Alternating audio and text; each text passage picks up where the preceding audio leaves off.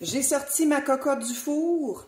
Je vais venir enlever le couvercle et je vais laisser la mitaine dessus parce que si vous saviez le nombre d'accidents que j'ai vus dans le monde du pain, il faut se rappeler que c'est extrêmement chaud.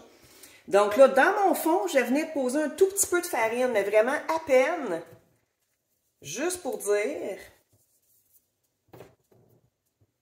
Et je vais mettre ma boule.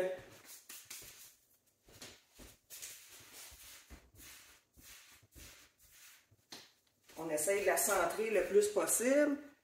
Et voilà, oups, j'ai pas réussi, mais là, c'est collé. Et là, ce qu'on va venir faire, c'est l'étape du grignage.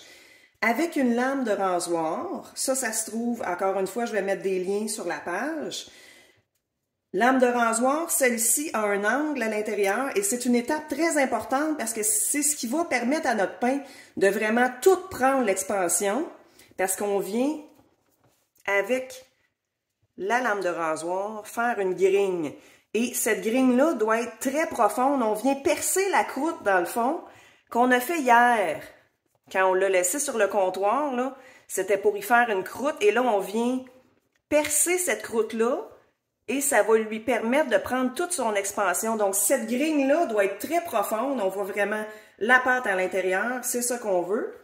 Et l'autre grigne qu'on peut faire, c'est décoratif. Donc, l'autre grigne va être beaucoup plus légère en superficie. Moi, je fais la traditionnelle gerbe de blé. Et voilà. Je remets le couvercle.